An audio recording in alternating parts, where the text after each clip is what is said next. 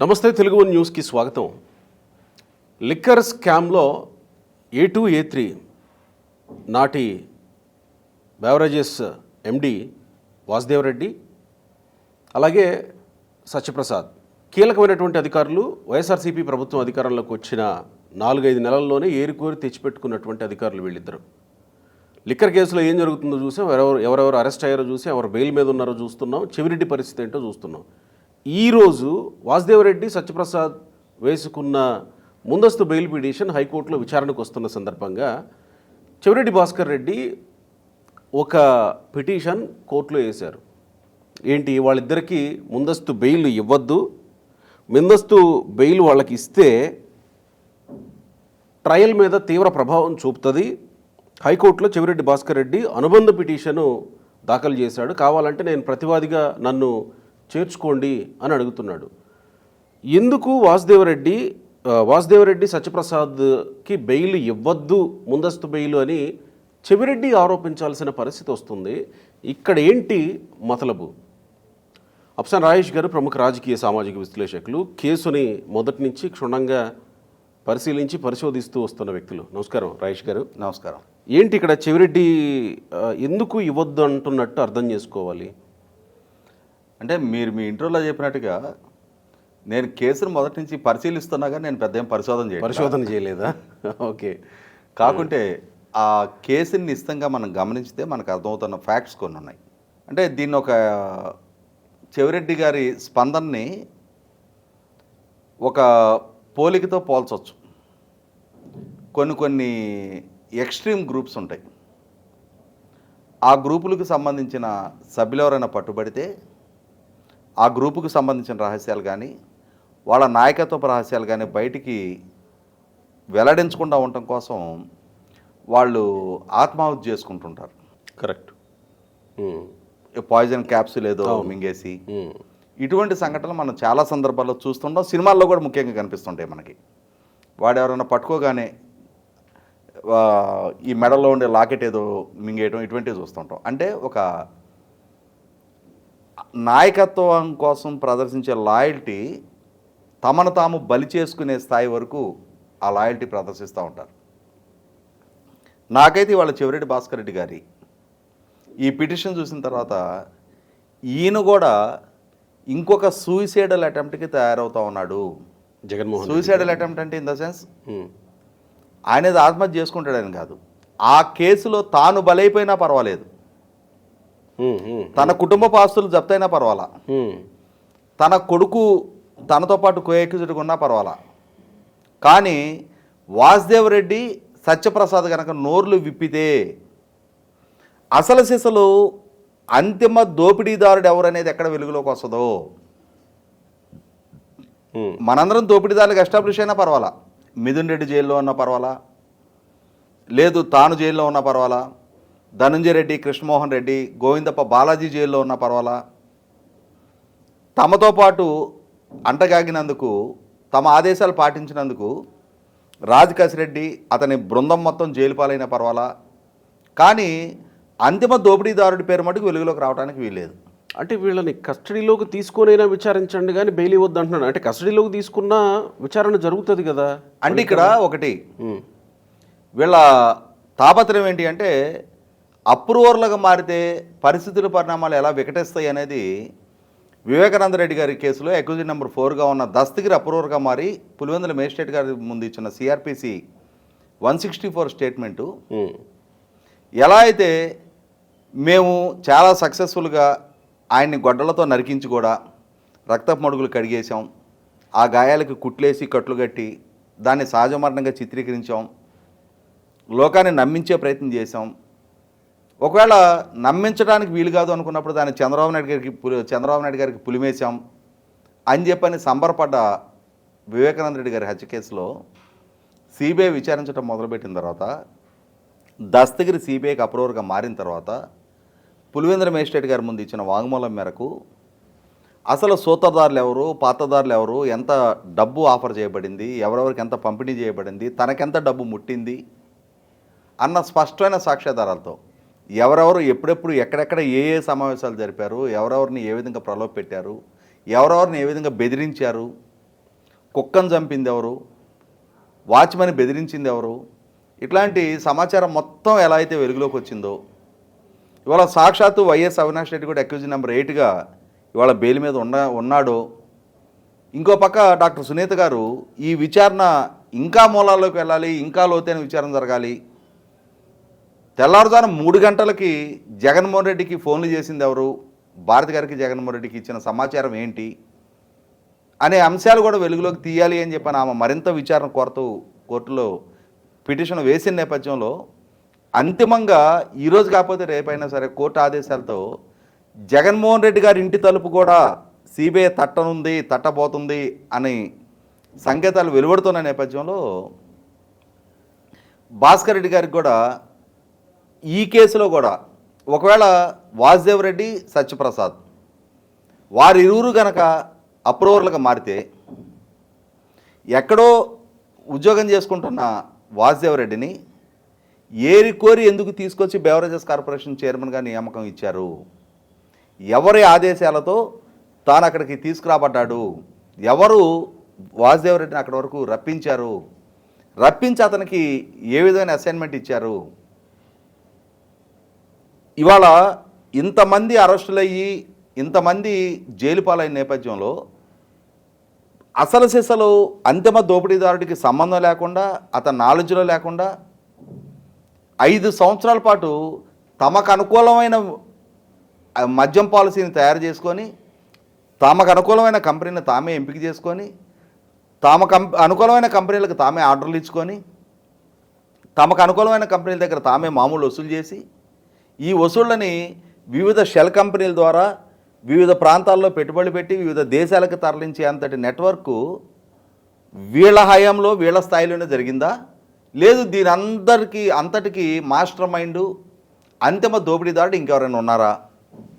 ఈ వివరాలన్నీ కనుక వెలుగులోకి రావడానికి ఆస్కారం ఉంటుంది కదా. ఎలా అయితే దస్తగిరి మొత్తం బతుకు బస్టాండ్ చేసి ఇవాళ అసలు సిసలు దోషులు ఎవరనేది నిర్ధారణ చేయించడం వెనక కీలక పాత్ర పోషించాడో, అలాగే వాసుదేవ్ రెడ్డి, సత్యప్రసాద్ కూడా వాళ్ళు కూడా అప్రూవర్లుగా మారితే, ముందస్తు బెయిల్ వాళ్ళకి ఇచ్చి వాళ్ళు అప్రూవర్లుగా మారితే, వాళ్ళు నోరిప్పటం మొదలు పెడితే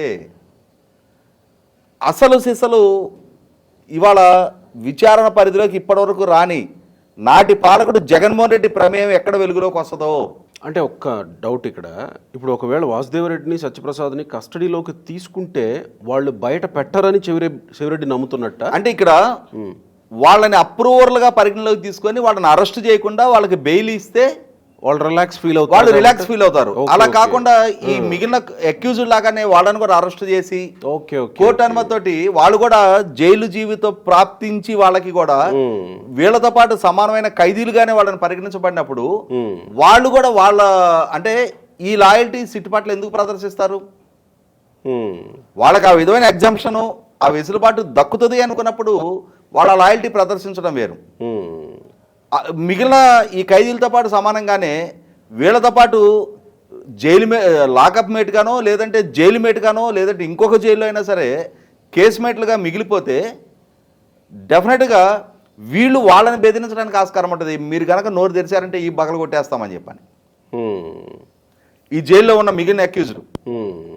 అలా కాకుండా వాళ్ళు సిట్టు ప్రొటెక్షన్లోకి వెళ్ళిపోయి సిట్టు ద్వారా న్యాయస్థానం నుంచి వాళ్ళకి ముందస్తు బెయిలు దక్కి వాళ్ళు సిట్కి అప్రూవర్లుగా మారి వాళ్ళు గనక అసలు సిసలు నిజాలు మొత్తం వెల్లడి చేసే దిశగా అప్రూవర్లుగా మారితే అంతిమంగా ఎవరికి మెడకు చుట్టుకోవడానికి ఆస్కారం ఉంటుంది అన్నప్పుడు 100% 5 సంవత్సరాలు పాలకుడుగా ఉన్న జగన్మోహన్ రెడ్డిని వలలో బంధించడానికి తగిన భూమిక వీళ్ళిద్దరి ద్వారా సిద్ధమవుద్ది.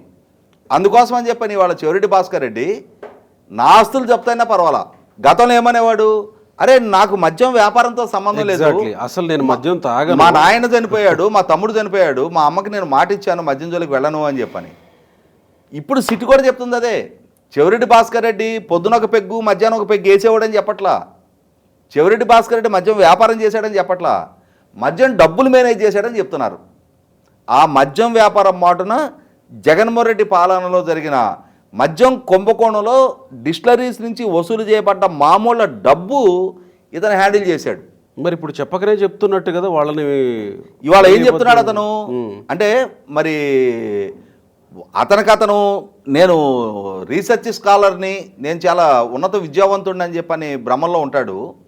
ఆ భ్రమంలో ఉండి వీళ్ళకి గనక ముందస్తు బెయిలిస్తే మొత్తం విచారణ మీద ప్రభావం చూపుద్ది, వీళ్ళు సాక్షులను ప్రభావితం చేస్తారు అంటున్నాడు. వాళ్ళు ఇప్పటిదాకా అరెస్టే కాలా. వాళ్ళు సాక్షులను ప్రభావితం చేయదలుచుకుంటే ఇప్పుడే చేయొచ్చు కదా, ఇప్పటికే చేసేసి ఉండాలి కదా. కాబట్టి పైగా దీని అర్థం ఏంటి, ఏం సంకేతం ఇస్తా ఉన్నాడు, ఈ కేసులో ఎవరో సాక్షులు ఉన్నారని చెప్పని చివరి తనకు తానే స్వయంగా అడ్మిట్ అయినట్టు కదా.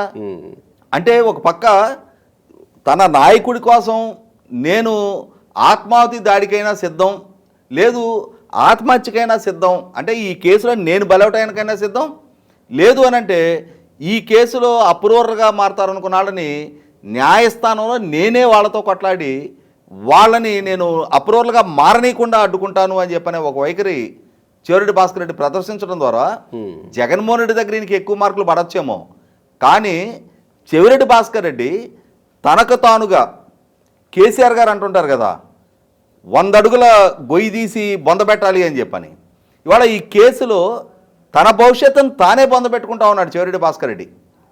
ఇక్కడ ఒక ప్రశ్న, విజయసాయిరెడ్డి కేసులో అక్యూజ్డ్గా ఉన్నాడు. విజయసాయిరెడ్డి కర్త కర్మ క్రియ కేశరెడ్డి రాజశేఖర రెడ్డి అని చెప్పిన తర్వాతనే రాజశేఖర రెడ్డి వైపుగా సాగించినప్పుడు ఇన్ని అరెస్టులు కేసులో ఇంత ఇది మనం చూసాం. మరి విజయసాయిరెడ్డి విషయంలో మరి విజయసాయిరెడ్డిని కూడా కస్టడీలోకి తీసుకోండి, విజయసాయిరెడ్డి బయట ఉంటే సాక్షుల్ని ప్రభావితం చేస్తాడని ఎవరు పిటిషన్ వేయలే. వీళ్ళిద్దరి విషయంలోనే ఎందుకు వేస్తున్నట్టు అంటే వాళ్ళు వాళ్ళ న్యాయస్థానంలో ముందస్తు బెయిల్ కోసం పిటిషన్లు ఫైల్ చేసుకున్నారు కాబట్టి, గతంలో ఏసీబీ న్యాయస్థానంలో కూడా వాళ్ళని అప్రూవర్లుగా మార్చుకోవడానికి వాళ్ళు పిటిషన్ ఫైల్ చేసుకున్న సందర్భంగా ఏసీబీ న్యాయస్థానంలో కూడా అక్కడ ప్రభుత్వ లీగల్ టీం మీద ఒత్తిడి తెప్పించడం కోసం కొంతమంది కోవర్టుల ద్వారా ప్రయత్నం చేశారు. అంటే వీళ్ళని అప్రూవర్లుగా మార్చనివ్వకుండా ప్రభుత్వ లీగల్ టీము వీళ్ళని అప్రూవర్లుగా మార్చుకునే క్రమంలో వీళ్ళు అంటే లీగల్ టీము సిట్టు వాళ్ళకు స్ట్రాటజీతో ఆ కేసుని వీళ్ళని అప్రూవల్గా మార్చుకొని ఈ కేసుని క్రాక్ చేయాలనే ఒక స్ట్రాటజీతో వాళ్ళు వెళ్తూ ఉన్నారు. ఆ వ్యూహాన్ని వాళ్ళు అమలు పరుస్తూ ఉన్నారు. ఆ వ్యూహం అమలు జరిగి వీళ్ళు కనుక అప్రూవల్గా మారితే ఎవరికి మూడుద్దో ఎవరి తలుపు తట్టబడుతుందో అవగాహన ఉన్న నేపథ్యంలో లీగల్ టీం మొరాలిటీ దెబ్బతీయటం కోసం ఆ రోజు కొంతమంది కోవర్టులతోటి లీగల్ టీం మీద నిందలు మోపించారు. లీగల్ టీం వాళ్ళతో కొల్యూడ్ అవుతుంది అని చెప్పని. కానీ కేసు విచారణ స్ట్రాటజీలో భాగంగా వాళ్ళని అప్రూవల్గా మార్చుకునే క్రమంలో ఈ విధంగా జరుగుతుందన్న అంశాన్ని పరిగణలోకి తీసుకోబడకుండా వాళ్ళ మీద నిందలు మోపడం ద్వారా లీగల్ టీం డిఫెన్స్లోకి నెట్టాము అనుకున్నారు. ఇవాళ వాళ్ళు డైరెక్ట్గా హైకోర్టుని అప్రోచ్ అయ్యారు. వాళ్లే స్వయంగా మాకు ముందస్తు బెయిల్ ఇవ్వండి, మేము అప్రూవల్గా మారాలి అనుకుంటున్నామని చెప్పని హైకోర్టుకి తెలియజేశారు. ఈ తెలియజేసిన నేపథ్యంలో అరే ఏసీబీ కోర్టులో మన స్ట్రాటజీ వర్కౌట్ అయినా మళ్ళీ వీళ్ళు హైకోర్టుకి వెళ్తా ఉన్నారు, వీళ్ళకి ఈ అప్రూవర్ అనే దారి శాశ్వతంగా మూసేసి వాళ్ళు కూడా మనతో పాటు సమానమైన అక్యూజ్డ్గానే ఉండిపోవాలి. ఎందుకంటే ఇవాళ దేవిరెడ్డి శివశంకర్ రెడ్డి అయినా గంగిరెడ్డి అయినా ఉదయ్ కుమార్ రెడ్డి వీళ్ళందరూ కూడా వాళ్ళకి బెయిలీమని అడగటం కన్నా కూడా అరే దస్తగిరి బయట తిరుగుతున్నాడు అతను కూడా తీసుకొచ్చి లోపల పెట్టమని అడుగుతూ ఉన్నారు. అంటే వాళ్ళు సహించలేకపోతున్నారు. అరే ఈడు మనతో పాటు డబ్బులు తీసుకున్నాడు, వీడు మనతో పాటు గొడ్డలి వేసిన దాంట్లో ఉన్నాడు, ఎందుకు వదిలేస్తున్నట్టు. అయితే ఇక్కడ గమనించుకోవాల్సింది ఏంటంటే వీళ్ళ అంశం ఈ అప్రూవర్లుగా అలాగే ముందస్తు బెయిల్ అనే స్థాయి వరకు రీచ్ అయింది. విజయసాయిరెడ్డిది ఇంకా ఆ స్థాయి వరకు రాలా. ఓకే, రేపు విజయసాయిరెడ్డి నేను కూడా అప్రూవర్గా మారతాను అని అంటే అప్రూవర్గా మారితే ఎదురు కాబోయే పరిస్థితులు పరిణామాలు ఏంటనేది విజయసాయిరెడ్డికి కూడా కొంత అవగాహన ఉంది. ఎందుకంటే ఇక్కడ చూసాం మనం దస్తగిరి అప్రూవర్గా మారగానే వేరే కిడ్నాప్ కేసులో తీసుకెళ్లి నెల తరబడి జైల్లో పెట్టారు. దేవిరెడ్డి శివశంకర్ రెడ్డి కొడుకు చైతన్యరెడ్డి డాక్టరు స్వయంగా జైల్లోకి వెళ్ళి 20 కోట్లు ఇస్తాను తీసుకుంటావా లేకపోతే నేను చంపేయమంటావా అని బెదిరించారు. అంటే ఐదర్ డబ్బు ఆరు చంపేయటం. ఈ మోడస్ ఆఫ్ ఆపరెంటీ గురించి స్పష్టమైన అవగాహన ఉండి వీటన్నిటిలో ఆరితేరున్నాడు కాబట్టి విజయసాయిరెడ్డి కూడా తన నోటి నుంచి అప్రూవర్ అనే మాట బయటికి రానివ్వట్లా. వాళ్ళు విచారణ పిలిచినప్పుడు లోపలికి వెళ్ళి ఏం చెప్పాలో చెప్పొస్తున్నాడు అంతవరకే. Okay okay okay. కాబట్టి విజయసాయిరెడ్డి కూడా అధికారికంగా నేను అప్రూవర్గా మారతాను, నా దగ్గర ఉన్న సమాచారాన్ని షేర్ చేసుకుంటాను అని అంటే, అధికారికంగా కనుక వెల్లడి చేశాడు అని అంటే విజయసాయిరెడ్డి కూడా ఇదే గతి పట్టిస్తారు. విజయసాయిరెడ్డి విషయంలో కూడా అప్పుడు ఎటువంటి మొహమాటాలు సస్పెన్షన్లకు ఆస్కారం లేదు. ఎందుకంటే ఇక్కడ గమనించుకోవాల్సింది, వాసుదేవరెడ్డిని తీసుకొచ్చి ఇక్కడ నియామకం చేపట్టింది ఆ నిర్ణయం జగన్మోహన్ రెడ్డి గారిది. అదే సందర్భంలో ఈ సత్యప్రసాద్ని నిన్ను కన్ఫర్డ్ ఐఏఎస్ చేస్తాము అని చెప్పని ఆఫర్ చేసింది పెద్దిరెడ్డి మిథున్ రెడ్డి. ఇవాళ వీళ్ళిద్దరూ పలానా వాళ్ళు పలానా విధంగా మమ్మల్ని ప్రలోభ పెట్టారు, మాకు ఈ ఆదేశాలు ఇచ్చారు, వాళ్ళు ఇచ్చిన ఆదేశాలను మేము అమలుపరిచాము, ఈ అమలుపరిచిన దాంట్లో భాగంగా ప్రభుత్వ పరంగా మేము ఆర్డర్లు ప్లేస్ చేశాము, సో డిస్టిలరీకి ఇంత ప్లే చేశాము, ఇంత ఆర్డర్స్ మా నుంచి వాళ్ళకి ఇవ్వడం జరిగింది అని చెప్పని పూర్తి సమాచారం వీళ్ళు కనుక అధికారికంగా వీళ్ళ వైపు నుంచి కనుక న్యాయస్థానం దృష్టికి, విచారణ సంస్థ దృష్టికి వస్తే జరగబోయేది ఏంటనేది వాళ్ళకి తెలుసు.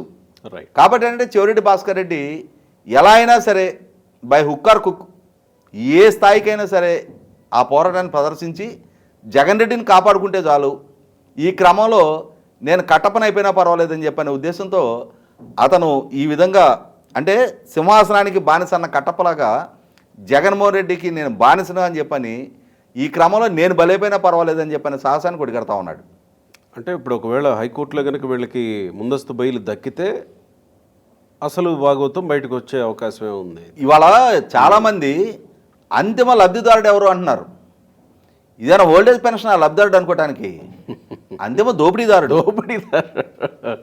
చెవిరెడ్డి భాస్కర్ రెడ్డి తనకు మాలిన ధర్మం ఇంతటి లాయల్టీ ఎందుకు ప్రదర్శిస్తున్నాడో అర్థం కావట్లేదు. కానీ అతనికి జరుగుతున్న పరిస్థితులు పరిణామాలను ఒకసారి బేరీ చేసుకుంటే, ఇతని కంటే ముందు మరి 11 సిబిఐ కేసుల్లో జగన్మోహన్ రెడ్డి గారితో పాటు ఎక్యూజ్డ్గా ఉండి, ఎక్యూజ్డ్ నెంబర్ 2గా ఉండి, ఇవాళ జగన్మోహన్ రెడ్డి గారికి సుదీర్ఘకాలం సహచరుడిగా ఉన్న విజయసాయిరెడ్డి గారే ఇవాళ ఆయనతో ఎందుకు విభేదించి నేను అవమానపడ్డాను, కోటరీ నన్ను అవమానించింది, నా లాయల్టీని ప్రశ్నార్థకం చేశారు అని చెప్పని ఇవాళ అతను బయటకు వచ్చి జగన్మోహన్ రెడ్డి గారికి వ్యతిరేకంగా జరుగుతున్న విచారణలో అతను సహకరిస్తున్న నేపథ్యం చూస్తే, అదే సందర్భంలో జగన్మోహన్ రెడ్డి గారి తోడపుట్టిన చెల్లెలు ఆయన కష్టకాలంలో అండగా నిలబడి ఆ పార్టీ కోసం 3200 కిలోమీటర్ల పాదయాత్ర చేసిన చెల్లెలే రాజకీయంగా ఆయనతో విభేదించిన ఏకైక కారణంగా అత్యంత జుగుత్సాకరంగా సోషల్ మీడియా ద్వారా దుర్భాషలాడుతూ పోస్టులు పెట్టించిన జగన్మోహన్ రెడ్డి నేపథ్యం కళ్ళ ముందు కనిపిస్తుంటే, నా చెల్లెలు పసుపు చీర కట్టుకొని చంద్రబాబుని ఇంప్రెస్ చేయడానికి వెళ్ళింది అని చెప్పని కడప గడ్డ మీద బహిరంగ సభలో మాట్లాడిన జగన్మోహన్ రెడ్డి క్యారెక్టర్ కళ్ళ ముందు కనిపిస్తూ ఉంటే, ఇవాళ తల్లిని డిజోన్ చేసుకొని, చెల్లిని డిజోన్ చేసుకొని, చిన్నాయన్ని చంపిన వాళ్ళని చేరదీసి చిన్నాయన కుమార్తె మీద ఆయన న్యాయస్థానాల పరంగా పోరాటం చేపిస్తున్న నేపథ్యం చూస్తుంటే, అంతకన్నా చెవిరెడ్డి భాస్కర్ రెడ్డి దగ్గరోడా?